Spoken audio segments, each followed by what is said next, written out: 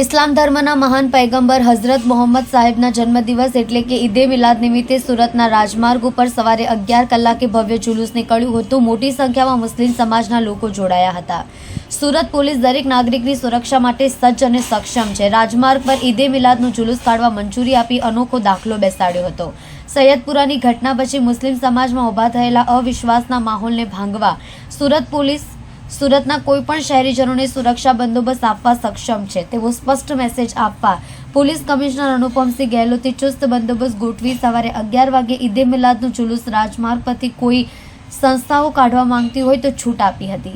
પોલીસે મંજૂરી આપતા 11 વાગ્યા બાદ રાજમાર્ગ પર ઈદે મિલાદનું જુલુસ નીકળ્યા હતા। ઝાપા બજારથી નીકળેલું જુલુસ બપોરે 3 કલાકે ખ્વાજાદાના સાહેબની દરગાહ ખાતે પૂર્ણ થયું હતું। પોલીસ કમિશનર ગેહલોત, મેયર સહિતના અધિકારીઓ પદાધિકારીઓ જોડાયા હતા। ઈદે મિલાદનું જુલુસ આ વર્ષે મોટાભાગે શેરી મહોલ્લામાં નીકળ્યા હતા, જેને લીધે રાજમાર્ગ પર લાખો લોકો જોડાયા ન હતા। 20,000 જેટલા લોકો ઝાપા બજારથી રાજમાર્ગ ખ્વાજાદાના દરગાહ સુધી જુલુસમાં જોડાયા હતા। સુરતમાં હાલમાં 144 જેટલા સ્થળોએ ઈદના જુલુસ નીકળ્યા હતા। રાજમાર્ગ પર જુલુસનો એક છેડો ભાગલ 4 રસ્તા તો બીજો છેડો ચોકની કમાલ ગલી સુધી હતો। આખાઈ રાજમાર્ગ પર જુલુસના દ્રશ્યો જોવા મળ્યા હતા। ઈદે મિલાદના આગલા દિવસે સુરત શહેર પોલીસે પૂરતી તૈયારીઓ કરી હતી। જુલુસ નીકળવાના હોય તે તમામ વિસ્તારોમાં પોલીસે ફ્લેગ માર્ચ કરી હતી। आज आप पीछे देख सकते हैं आई लव यू सूरत।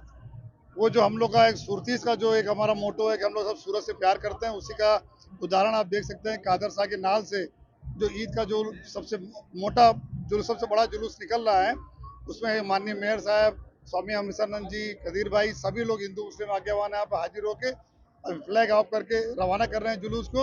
और हम लोग यही संदेशा देना चाहते हैं कि हम एक थे, एक हैं और एक रहेंगे और सब मिलजुल के सारा त्यौहार मनाएंगे। सुरक्षा को लेकर क्या कुछ व्यवस्था की? सुरक्षा पूरी व्यवस्था रखी गई है।